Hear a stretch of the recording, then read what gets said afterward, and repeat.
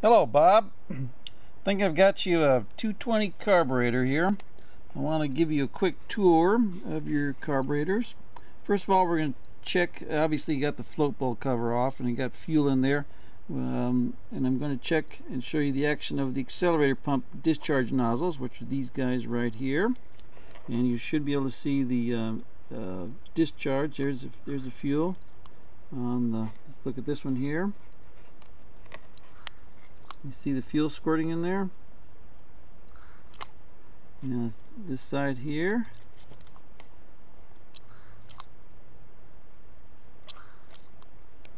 It's hard to see. I tinted it red to try to, where you can see it a little bit better. Let's go over here.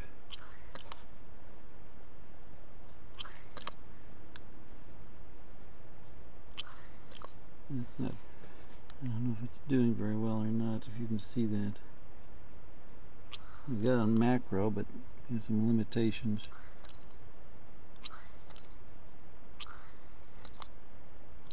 Yeah, I think you can see it. Okay, yeah, we got good accelerator pump discharge. These carburetors, get this light set up out of the way.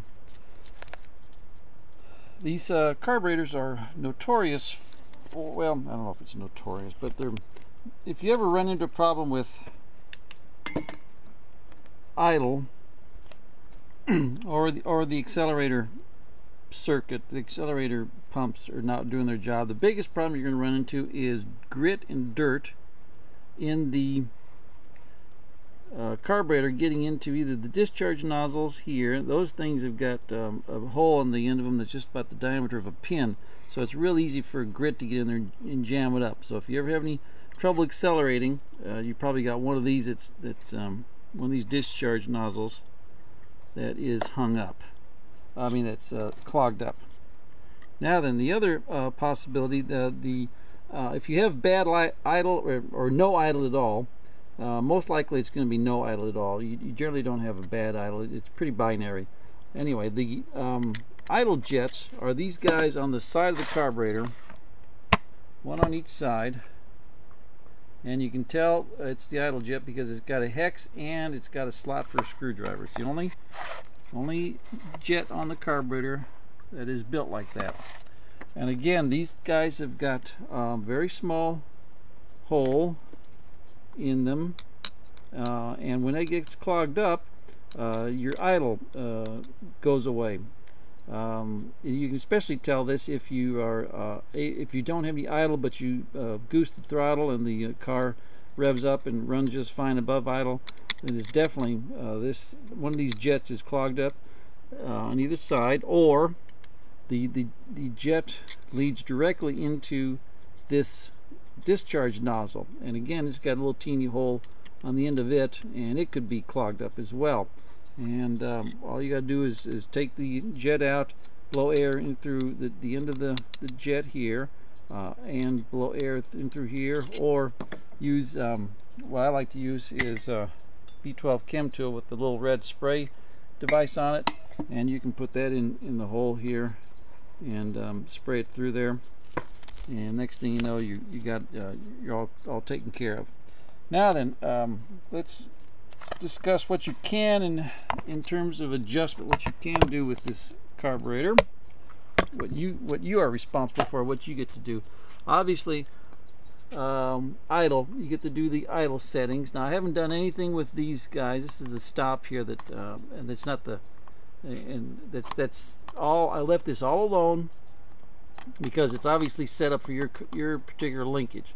But this is your obviously this is your idle adjustment, and you just simply screw that in and out to get the idle speed that you want. The other thing that you are responsible for, that you have to do on the car, let's see, I need to pour the gas out before I make a mess here. Okay.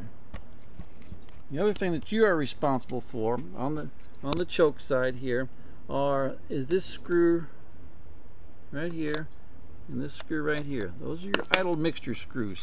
These are the ones that are screwed in 1.5 turn. Well, they're screwed in till they bottom out, just lightly bottoming out. Then you bring them, then you screw them out 1.5 turns. There's a half. There's one. Okay, that's 1.5 turns. That is your basic setting for starting the car. Once you've got the car started and it's idling, you then will adjust this mixture screw in, out, and then in until you get the best possible idling of the car. And you'll be able to be able to tell the difference. Like when you screw this in, it's going to choke the idle down, and then when you screw it out, it will choke the idle down. And then what you do is you want to get the midpoint between those two extremes, or you're just going to find the best point at which the engine idles. And I'm going to start over again because I adjusted them. Half. Okay, 1.5 turns. Same thing for both sides. As the car idles, adjust it in and out until you get the best idle that you can, and if need be, you can blip the throttle to clear it if just to double check things. Choke is working fine. It seats all the way in like it's supposed to. It did not before. That is all you get to play with. This is the accelerator pump adjustment right here, and I've got adjusted where you got a real nice strong stream. I'm going to substitute another nut here in a little bit to match this guy right here. So I think you're good to go. This should be a fully functional carburetor. I'm going to pickle it with a little Marvel Mystery Oil. This thing was really hard to get primed, to get the fluid, the fuel up into the carburetor. This is the way they've got this set up. Got your accelerator pump body right here, which of course I've got the new red factory gaskets in there, which are much nicer than the ones that were in there, which curdled. This one in particular was curdled.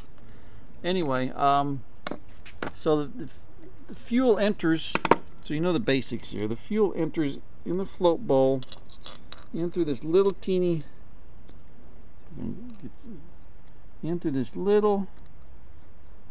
teeny pinhole right here, and fuel goes into this check valve down here, and it gets pumped by the pump, and it then goes into the circuit behind here and out this discharge nozzle. And below here you've got two very small 3 or 4 millimeter diameter ball bearings that act as check valves. And if this car sits too long, what's going to happen is those little check balls are going to stick. And all you have to do is take this screw out, lift this block out. In fact, I can show you real quick in real time.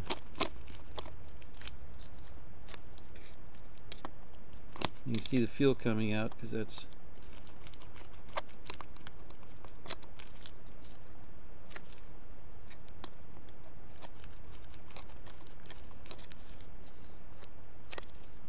long screw.